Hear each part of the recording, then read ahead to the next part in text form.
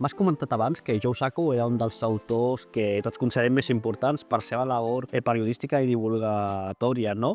Al voltant del còmic, no? Què més ens podries afegir amb aquesta línia?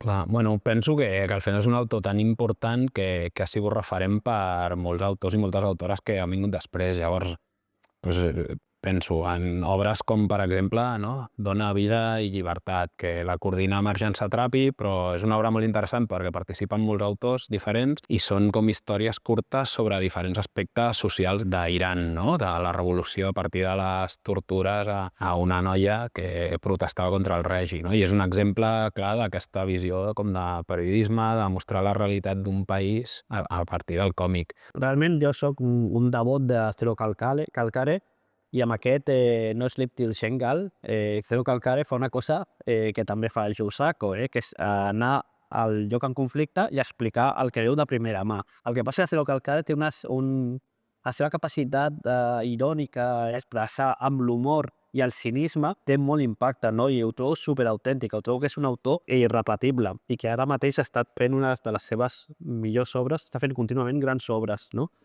M'agrada molt el cotxe d'Intisar, no?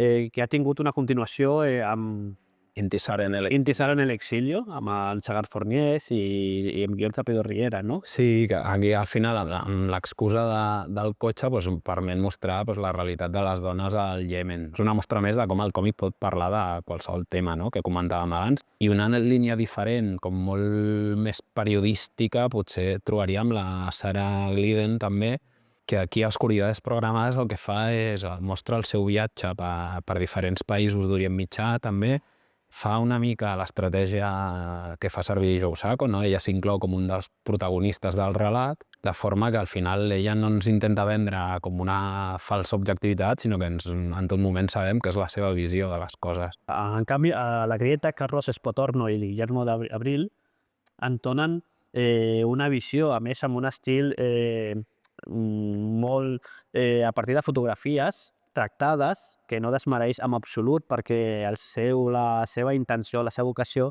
de divulgació jo crec que s'augmenta, no? Es multiplica amb aquesta capacitat gràfica per parlar-nos de Sí, de les fronteres d'Europa, no? fronteres d'Europa, aquestes fronteres on mor tantíssima gent. I a més una obra molt original que m'agrada molt també i que realment va ser una manera com de reaprofitar, no?, els reportatges fotogràfics que havíem fet i convertir-ho en còmic. Amb aquest toc tan especial que deies, no?, que aquestes fotografies és una obra realment, a més narrativament funciona molt bé, no?, permet això, recórrer tota Europa i anar veient situacions realment impressionants. Tenim també el juego de las golondrinas.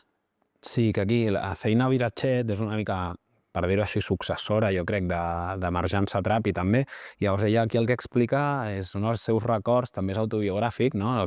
Ens allunyem una mica del periodisme, però segueix mostrant el còmic o diferents conflictes internacionals, i aquí ens parla de la Guerra Civil del Líban, no?, dels seus records. Llavors té també un to gràfic que és molt interessant per les metàfores visuals, no?, l'ús del blanc i el negre, i permet això una mica reflexionar sobre com, en aquest cas, una nena va viure un conflicte bèl·lic tan brutal des de dins. Això em va pensar amb el Riad Satuf i el Ave del Futuro, no?, amb el qual també biogràficament ens explica de manera magistral el xoc de cultures entre Orient i Occident al llarg dels darrers 40 anys o 50 anys.